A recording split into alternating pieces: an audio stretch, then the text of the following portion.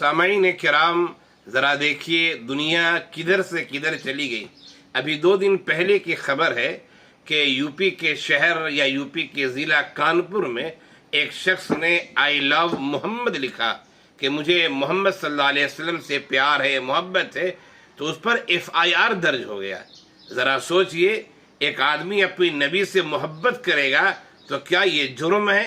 नबी तो सबके लिए थे, आप सल्लल्लाहु अलैहि वसल्लम जो आखिरी नबी हैं, मोहम्मद सल्लल्लाहु अलैहि वसल्लम सबके लिए हैं। जो उनको मानते हैं उनके भी नबी हैं वो, और जो उन्हें नहीं मानते उनके भी नबी हैं वो।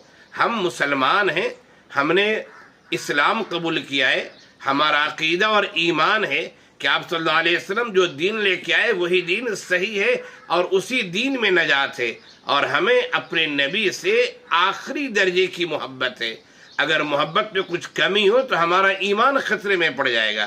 खुद अल्लाह के रसूल सल्लल्लाहु अलैहि वसल्लम ने फरमाया कि वो आदमी मोमिन हो ही नहीं सकता है जो मुझसे अपने माल से, अपने वालिदैन से, अपनी औलाद से ज़्यादा मोहब्बत न करे।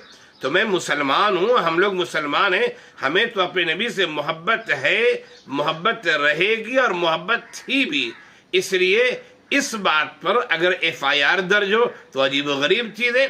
हम एक जान नहीं, हम सैकड़ों जान अल्लाह के रसूल सल्लल्लाहु अलैहि वसल्लम के नामूस और इज़्ज़त के लिए कुर्बान कर सकते हैं। मुल्क के निज़ाम में गड़बड़ी पैदा हो रही है, इसलिए उसकी इस्लाह भी ज़रूरी है। और इस मोहब्बत की वजह से जो FIR दर्ज किया गया है, यकीनन इंतहाई गलत है, इंतहाई नाज़िबा हरकत है, बल्कि इंतहाई जुल्म है। इससे बढ़ के कोई जुल्म नहीं हो सकता है। अल्लाह हम सब को और हमारे बिरादरान वतन को और इस्लाम मुखालिफ जो हजरात हैं, अल्लाह उन्हें सही समझ इनायत फरमाए। आमीन या रब्बल आलमीन।